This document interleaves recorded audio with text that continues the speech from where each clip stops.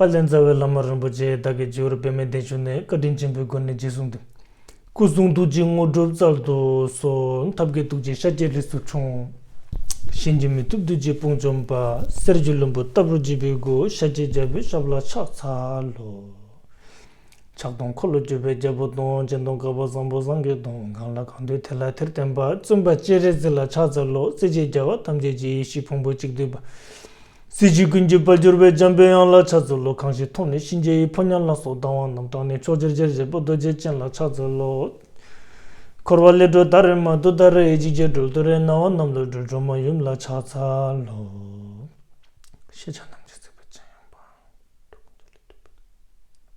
Samye Tilizabeth Tomgawa Jamgula Mejabla Gujas Shejatam Jezebe Jam, but Dogunjele Drube to Jezame Tilizabeth Tomgawa Jamgula Mejabla Gujas, Shejatam Jezebe Jam, but Dogunjele Drube to Jej.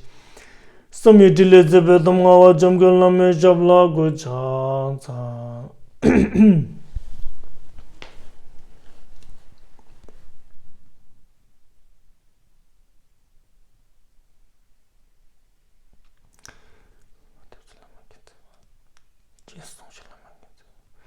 Shinjilab Shilama Kinsewa, Tingman Kaulama Sudrezidana Kinsewa, Tujidu Shilamati Cheno Nama Chinse the Cheno, China Tershintani Lama Jambal the Cheno, Chugotalo, Ningikolo, Namsam Kanki Chada, Nisem Tachi, Tambe Meba, Tegun Gumbi, Suzuji, Jesutu, Namdras of Jinjatala. Yabjinil, Lachen Tala, Ravamachi, Kangenda, Nincin Kudu Jame Kube, some the Chetu Jeshu, Juse Menya Menja Changi Rangini Bilebis, Tadon, Chuni Major Bado, Chapshan, Solvar Majorochi, Homo Jin of Jansan Pema Gazar Tombola, and then Choking Odum Nepema Joneshes, Cordo Kandra Mambe Gorchiji, Jesu out of Jishinji Love Jerishus, Guru Pema Sidi Home. So, we are discussing about the vow of bodhicitta.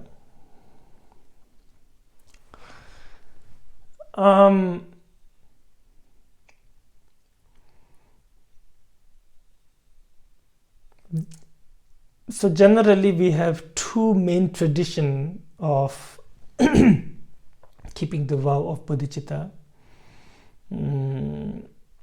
The sort of the lineage of the bodhicitta vow, the Chitta Matrans and Madhyamika. And right now we are mainly reading the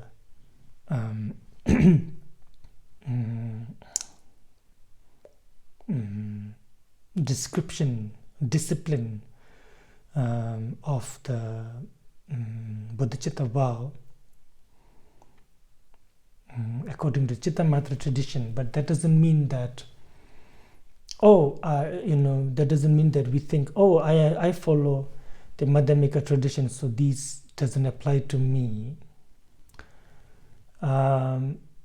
This may not apply to you as a root downfall in itself, but these are grave transgressions, so kind of similar, so then might as well say that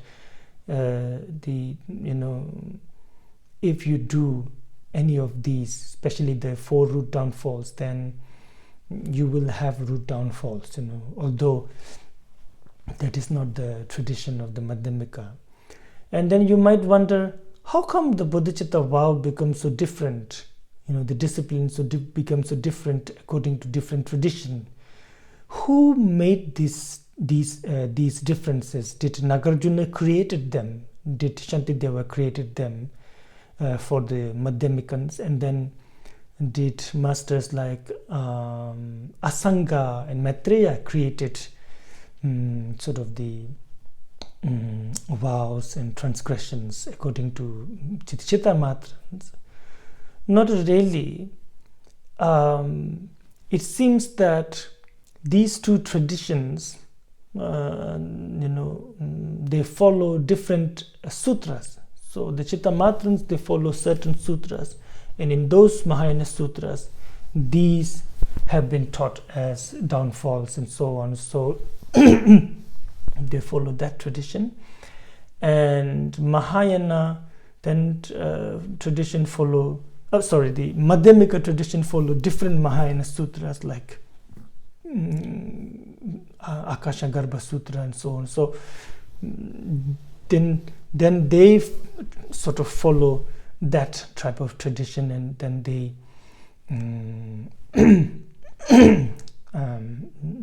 so that's how differences of these precepts have come to be, it seems. It's not that Nagarjuna, he sort of, since he is the one who started the Madhyamika tradition, it's not like he made it up, that he thought, oh, this should be enough, or this is how it should be.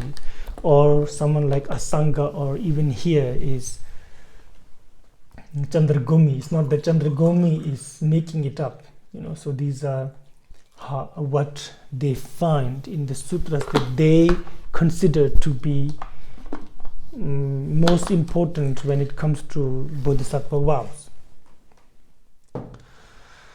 And it seems that in different sutras, Buddha have given different teachings about this, which is understandable and fitting, because different people request different teachings to Buddha, and Buddha gives answer mainly according to their capacity, what they can do and what is best for them. So then it's, it could be very different. Anyway, so in the last session,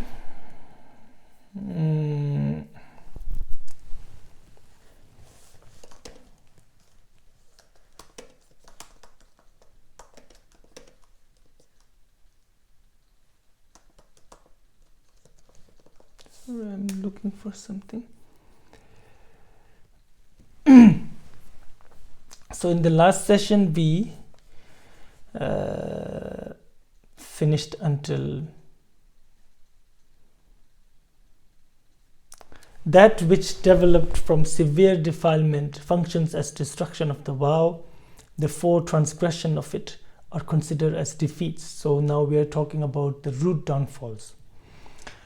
Defeat is the term of a root downfall of Pratimoksha vows. So Tibetan we call it Pampa,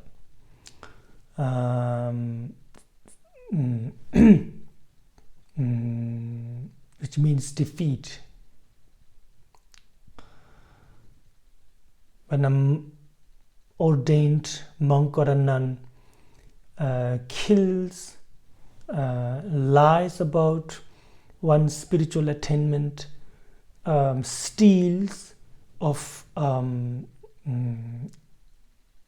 appropriate value, and then have sexual misconduct, right? So these 4 becomes the defeat. So that is the actual defeat. Now here, these 4 that will be mentioned now, they are not really defeat, but they are considered as defeats. So they are like equal. So the Pratimoksha have these 4 defeats. So Bodhisattva vow have these 4 sort of root downfalls that are like defeats. They say are considered as defeat. They are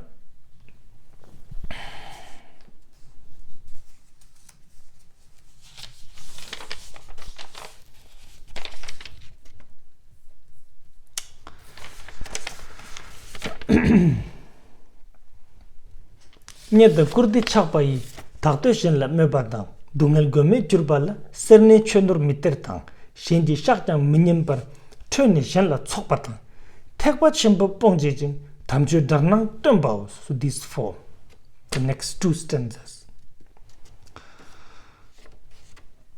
With attachment to gain and respect, praising oneself and deprecating others, deprecating another, stingily not giving dharma and wealth, to the suffering and forsaken, heedless of another's confession, striking him out of anger, rejecting the greater vehicle, and showing what appears like good dharma. So these sort of four are the root downfalls. They are like defeats.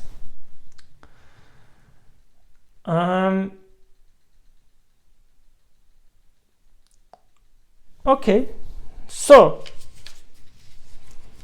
in last session we discussed that there are two ways a bodhisattva loses its vow. In the Asanga says in the Bodhisattva Bhumi, it's a very famous writing of Asanga.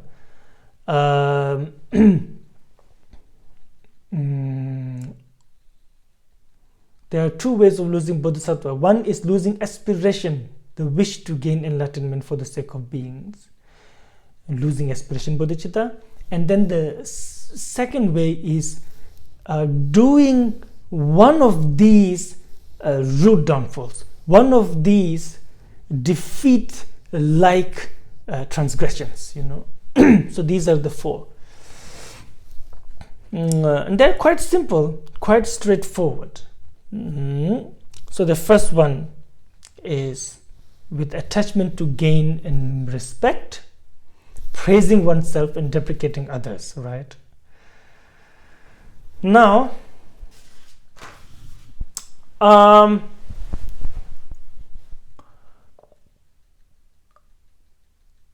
in the last session, we discussed that for someone to do any of these four accumulate any of these four defeats, the root downfalls, first of all, they have to be a bodhisattva. They need to have the bodhisattva vow. Second, they should be sane. They shouldn't be crazy or under influence of drugs and so on. So they should be sane. They should know what they're doing. And then the third,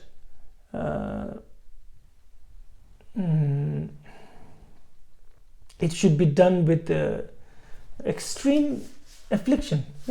Third is it should be done with strong afflictions. Now these three has to be present. So when you do these four, any of these four transgressions, with these three present, then it is a root downfall. When any of these three is not really present, then it's not root downfall. Like maybe you don't have the bodhisattva vow, so then it's not a root downfall, obviously. Or maybe you are not sane. You are under influence of something else, and you're not sane, so that's not a downfall. Or you do not have extreme afflictions. Maybe you have mild affliction, then it's not a downfall. Remember, what is the extreme affliction? Extreme affliction is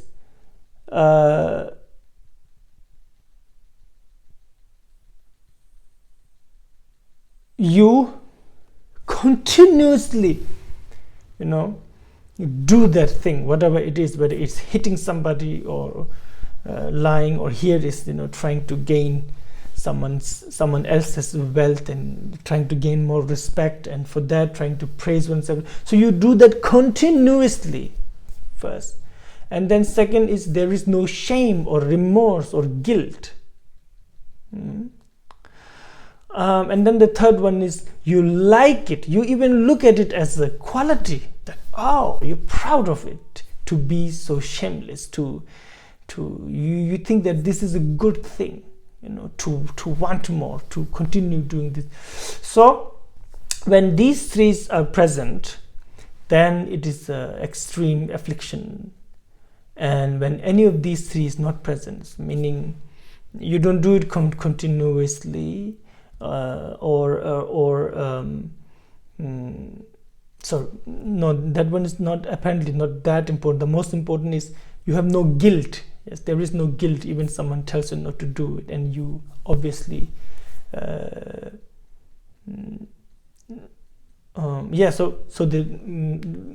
even though you continuously do it, but if you feel guilty, so that is middling, or what is the third one? I forgot again. There's such a or sometimes even though when you continuously do it, when you don't feel guilty, but you know that is not good, that you don't see it as a quality, it's something bad, so that's, well, whatever it could be, whether it is something you do with anger, meaning you are continuously angry towards somebody and you have no guilt, regret, and you think it's a good thing, or it's an attachment, so you're continuously attached to something and you have no guilt and regret and remorse, and you sort of see it as a good thing, right? So these three, when these three are present, then it's an extreme emotion, and it's a very important element of root downfall.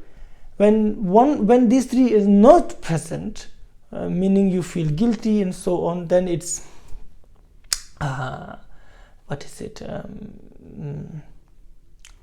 middling, affliction.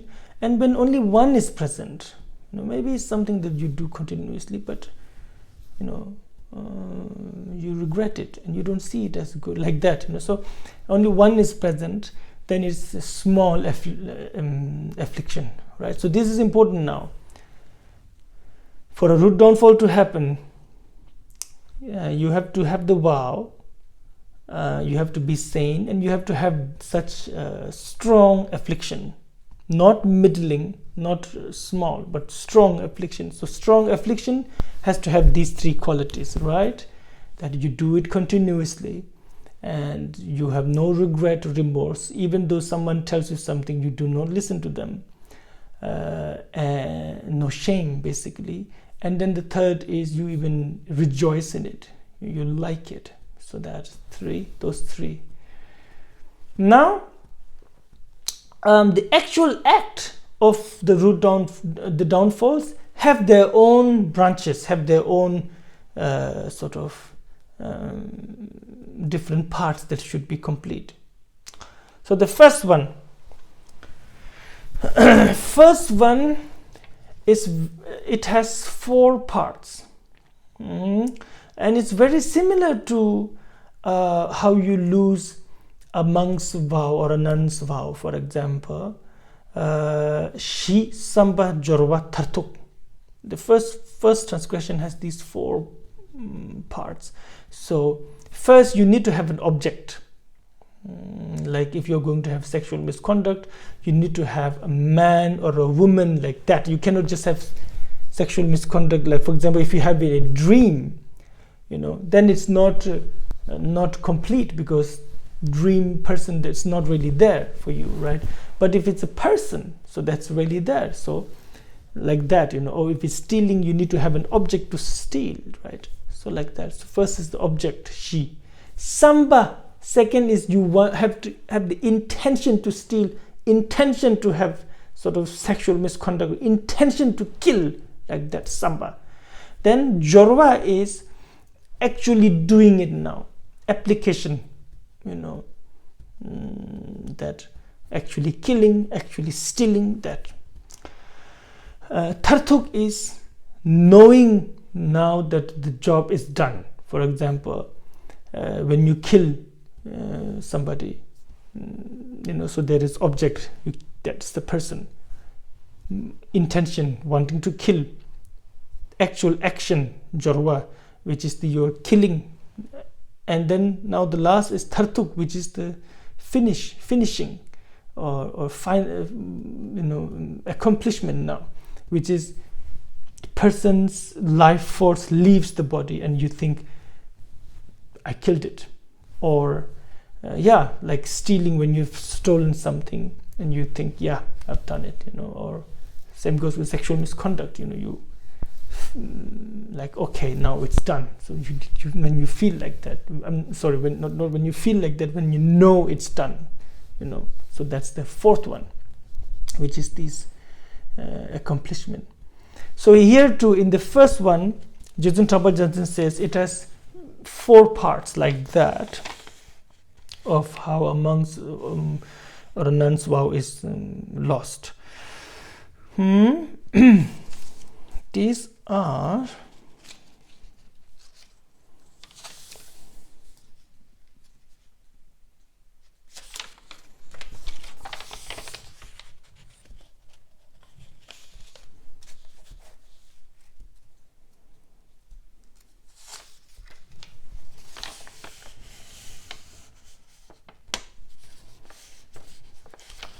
first part, the first transgression, which is praising oneself and criticizing and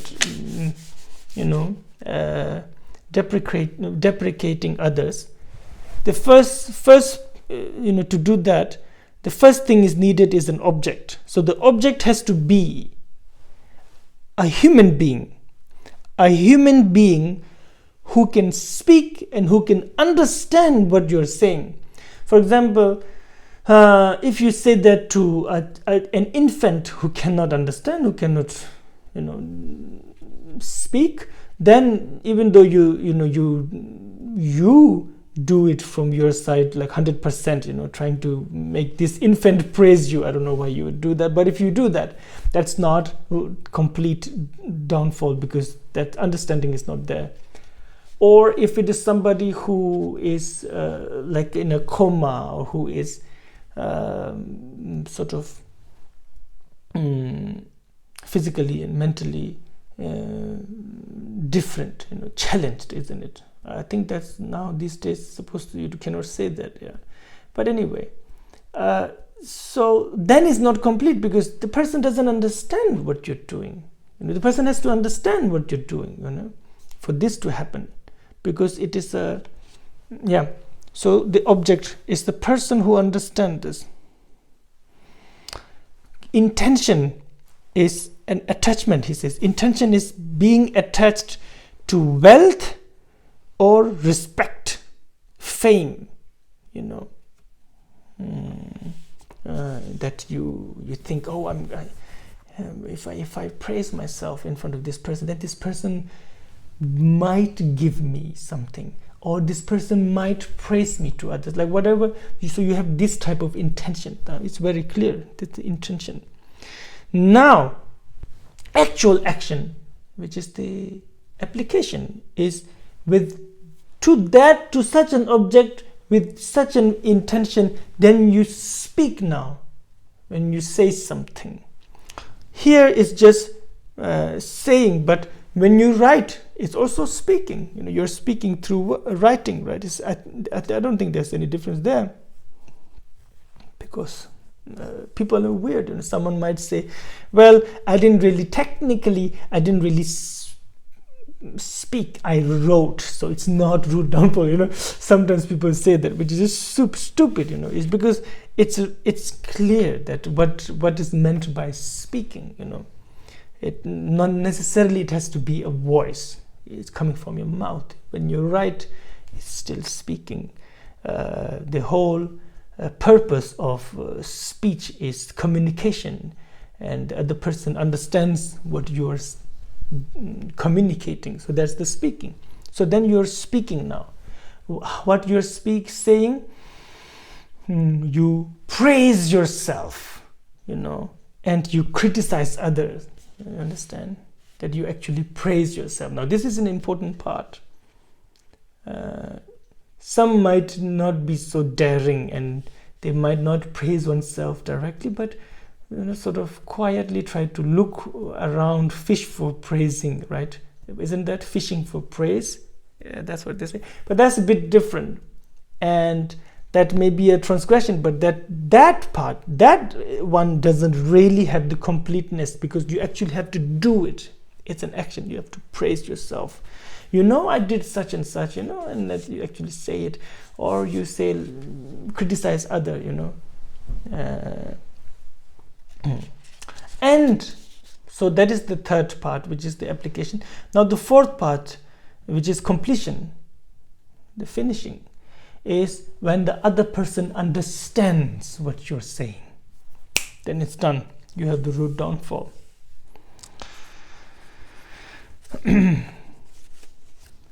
So then once again, when you have bodhicitta vow, when you are sane and you have extreme affliction, in this case is attachment, when you have extreme sort of shameless attachment, and then you do this complete with these four: the object, person who understands and can speak, and mind, a sort of intention, wanting for wealth and fame and this type of things, and actual application, actually saying, and writing, whatever, actually making it known to the person, or criticizing others with the hope that then they will see you as the one who has true qualities, right? It's the same. And then when the person understands what you're saying, then it's done. Then the second part, now the second root downfall doesn't have these four parts, and second downfall, then it's a bit different. Jesus Rinpoche says it has three sort of parts. Second part was stingily not giving dharma and wealth to the suffering and forsaken, right? So that is the second part. Gunme dunga churbale serne chunur meter tangs. So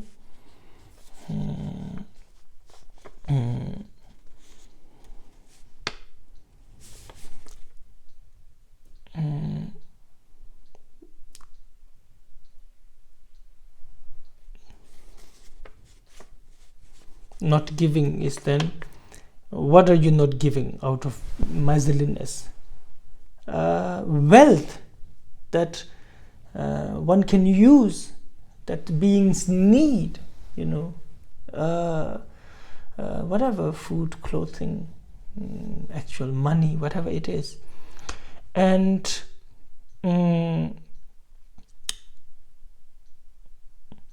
dharma, teachings that someone really needs. When someone comes to you with wholeheartedness and say, I am destitute, I really need dharma, can you please teach me?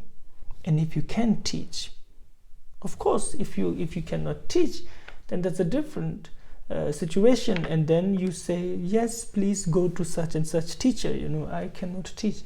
But when you can, and then somebody comes and say, please, I really need food, and you can see that this person needs it. Or someone says, I really need teachings from you, and you see that this person needs it. But and you, so the condition is this: to the person who really needs, person should really need it, and the sort of, it's like as if you don't give, the person do not get it, because with miserliness you can do many things, actual bodhisattva generosity is you give everything to anybody. There is no such clauses. There's no like, yes, it has to be a poor person, it has to be somebody who doesn't have, so you can give anything to anybody, even if the Amazon boss guy, Jeff Bezos, comes to you and say, can you give me €5, and you should just give it like that, and everything is open. That's the sort of the complete generosity, right? That you give everything to all sentient beings. But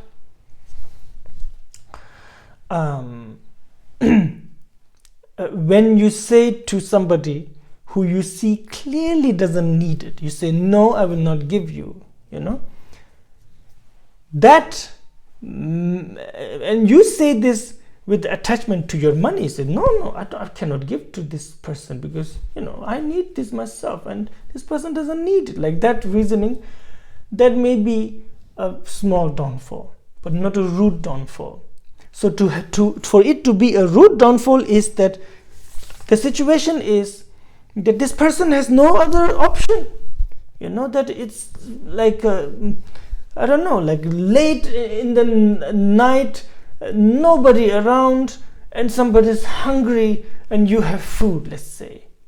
And the person says, really, I have nothing to eat for days, and quite possibly no one will come my way, till tomorrow, or for many days. Please give me food. And then you don't give out of attachment or that, like that type of, like a very extreme situation. I mean, it's not so extreme. Even more extreme would be like in a place, let's say, for example, right now there's a pandemic. So let's say you are in a place where someone is really scared and sick, and you have the medicine, but you don't give it out of miserliness, and the person has no other means of getting it. So then, like that type of situation, yeah, of course, there's a root downfall. So then it's a very narrowed down.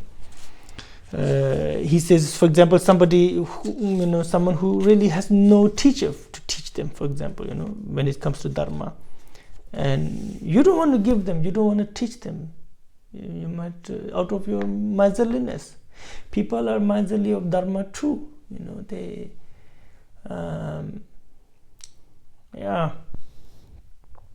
a bad teacher will, try to make sure that you are always dependent. People are always dependent on oneself, on him or her.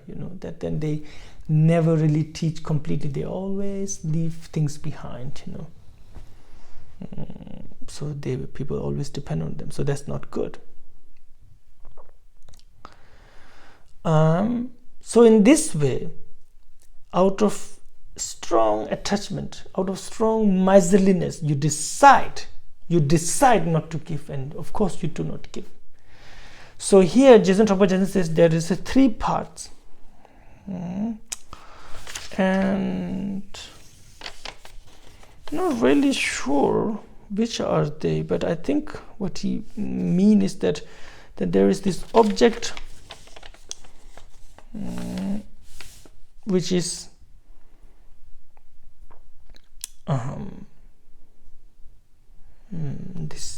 this being who really needs this, and you having it, so you have that object, and this being really needs it. And I think either he's counting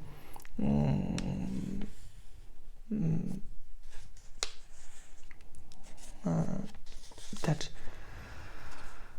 or maybe I don't have to pay so much attention to this. It's just that when you understand that, out of miserliness, when you don't help somebody who really needs your help and who has no one else to turn to, and you know that too.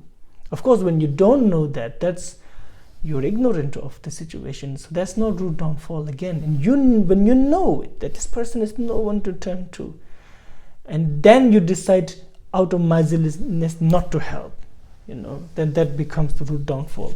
I think just leave about what are the branches, since it's not clear to myself. Maybe some other time when it becomes clear to me. So if I have to say right now, I would say the person who really needs it, one who is begging you, and you having strong miserliness, attachment to these objects or teachings or whatever, skills or whatever you can teach, and then deciding not to do it. I would say these 3. Then this third one, heedless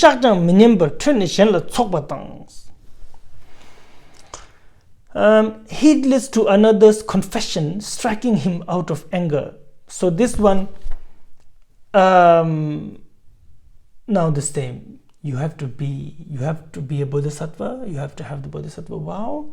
You have to be sane, and you have to have extreme, sort of strong affliction. And here is anger. So this is most possibly to either your own students or to someone who has done you wrong, who have harmed you, and that caused you a lot of anger. Now, just by that, it's not a root downfall. But then this person comes to you and really wholeheartedly says, please forgive me. I really beg you, please forgive me. But you cannot let go of your anger. And you, not only that you do not forgive this person, you even try to hit this person back. You try to harm this person back. Now that is then the third transgression. So he says this has two parts.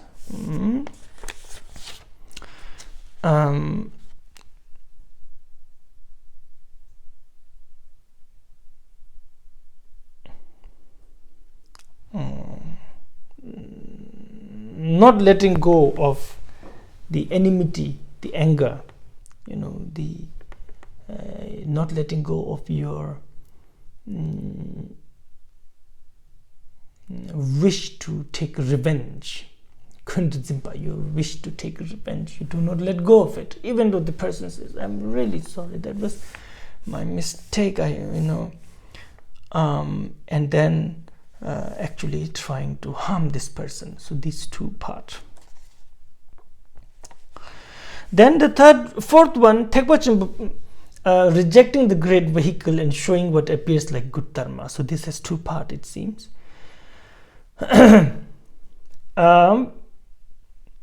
Out of misunderstanding, now this is ignorance mainly. Out of misunderstanding and also out of anger and jealousy or whatever, you criticize other Mahayana teaching, someone else's tradition and lineage. Now if you know that that's mistaken lineage, that's different. If you're convinced, if you're convinced that that is mistaken, that is a bit different. But out of affliction doing that, wait, let me think about this.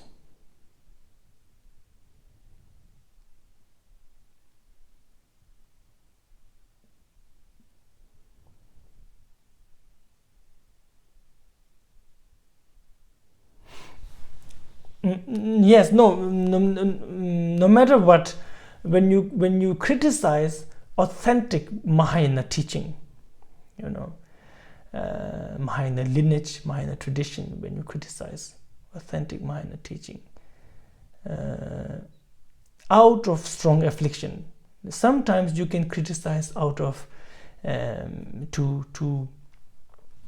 as when earlier the Indian to Tibetan masters, they debate with one another and say like, oh, your teaching is wrong, and they write these things, and then they respectfully send it to the master, and then the master writes a reply and respectfully send it back, so that is for the development of the teachings. And it really, if you were to look into the Tibetan writings of these masters, it can get really intricate and very interesting, and it's really helpful for developing our understanding of Dharma. But that's different, Here, out of strong affliction, that you're wanting, out of jealousy, misconception, whatever, you're wanting to bring the other tradition down, you're wanting to, out of anger, you criticize other Mahayana teaching. Not only that, so when you doing that, Kurpa Devatans, and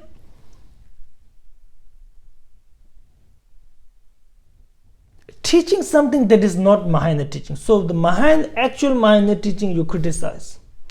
And then what you teach is actually not Mahayana, but you make it look like Mahayana teaching, and then teaching that.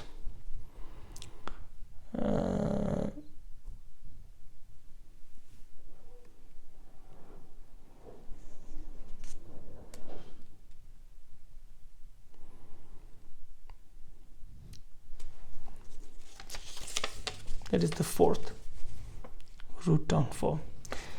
I would really suggest that you get this translation of Jizun Trungpa Gyaltsen's commentary on this text. It is really well done, I must say. I also received it recently, and I don't know, maybe it is available on PDF, but I got the book. It's a very thin book, very well translated, I must say.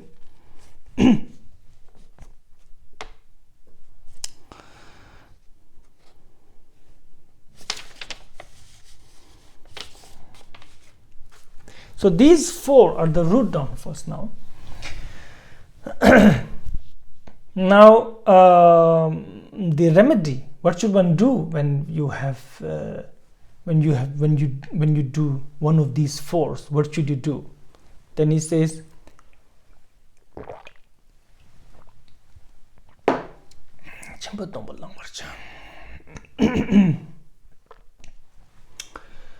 Dombalarja langwarcha sakpa dingni sumlasha chigi dindu lamanam nyomong mimong taksem jins.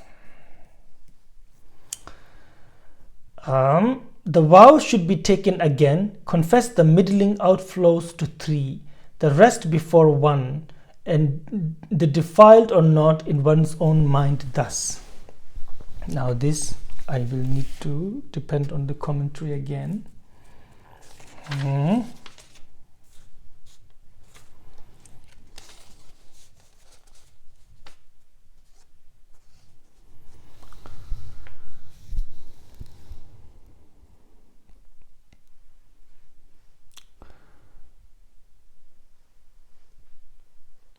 Now, when you actually have done root downfall, committed a root downfall, then you should take the Bodhisattva vow again. That is the only way for full purification, full confession. Here he based that on the affliction. So of all the necessary part of root downfall, what he's pointing out is the most important is the intention of why you're doing it, and the intensity of your affliction. So when you do it with strong affliction, then that is a root downfall. So you should take the vow again.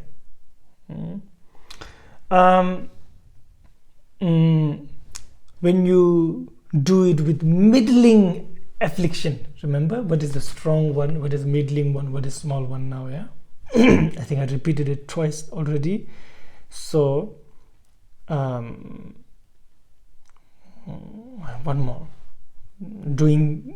having this anger or attachment or whatever it is continuously, no shame, no regret, and then actually thinking it is good.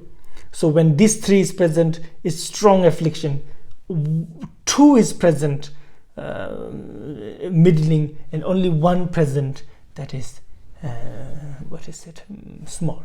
So when you have do it with strong afflictions,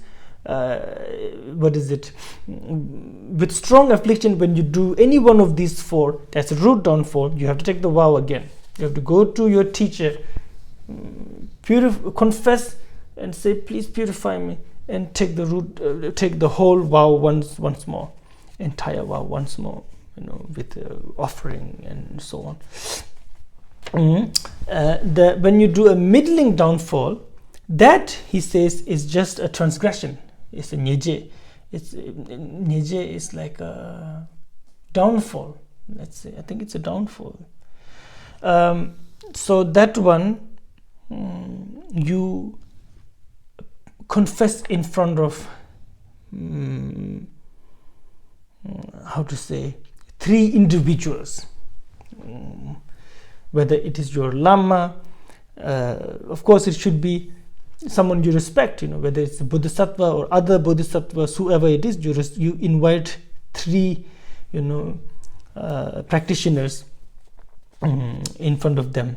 Then in front of them, he says, kneel in front of them, and then first you let them know what you have done, and then sort of make purification of accordingly. This is very much similar to Vinaya with monks and nuns vow. Anyway, he says, so you say, first you need to address them and say, if it is your teacher, or teacher, if it's your abbot, or abbot, if it's just a practitioner, you say, oh noble son or oh son or daughter of noble family. If it is just a monk or a nun, then you say, oh venerable one, Jesus Rinpoche says you can even confess in front of arahats, Sravaka practitioners too. Now this I don't know, maybe according to this tradition, I'm sure Jesus Rinpoche wouldn't say it just like that. But anyway, so then you say, I, Bodhisattva, your name, whatever this is, such and such, called such and such, then you say whatever you have done, committed such and such rude downfall, and that not rude downfall, now this is the middling affliction verse. So I have done such and such transgression, and this is against the Vinaya of Bodhisattva, and I regret it.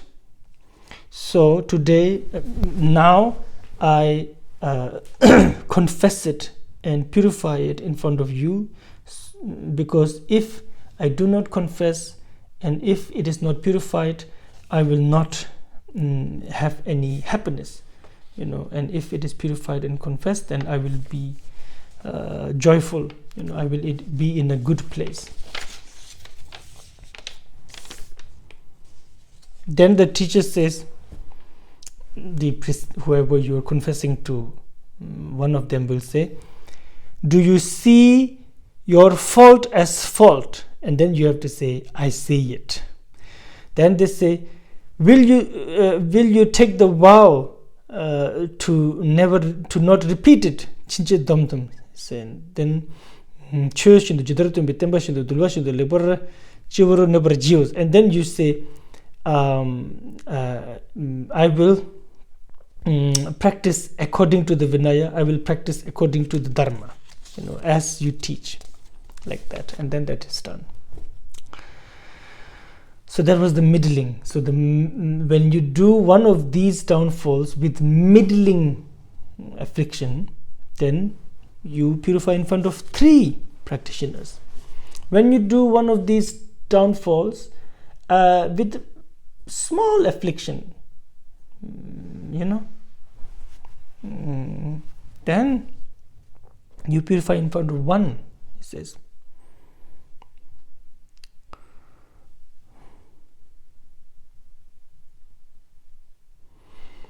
The way of purifying is like before, you kneel in front of such person and then you repeat these sort of formula. It's the same. First you say, please pay attention to me, and my name is such, and I have done such and such. It's against Bodhisattva Vinaya. I really regret it. Please give me purification. If I'm not purified, I will suffer. If I'm purified, I will be free from suffering, like that. Then the whole ritual is the same, it seems. Now the last one is a bit different. And defiled and not in one's own mind thus.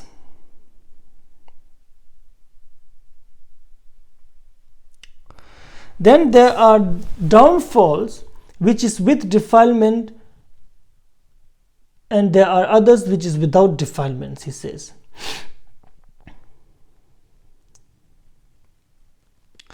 When you have other downfalls which is with defilements, you purify in front of 1 person. That's enough. 1 person is enough. And when you have downfalls which is without defilements,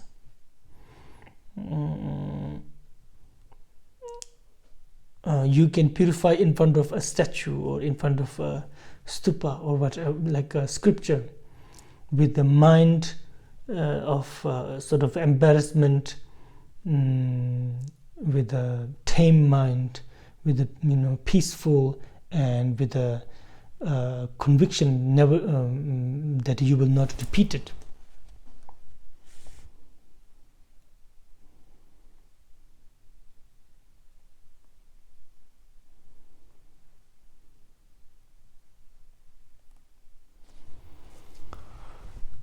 So this is mainly purifying mentally.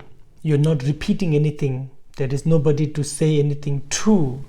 And this, he says, can be applicable to all of the small sort of all of the afflictions done with the small sorry about that, all of the transgression done with the small affliction. He says, so if you find one like a monk or a nun or a bodhisattva, then you do it in front of them, and when you do not find anybody, then you just sit in front of a statue, and with your mind you just purify it. You do not have to say anything. That will be enough, he says.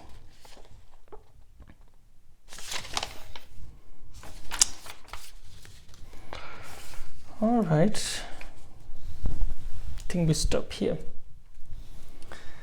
Thank you.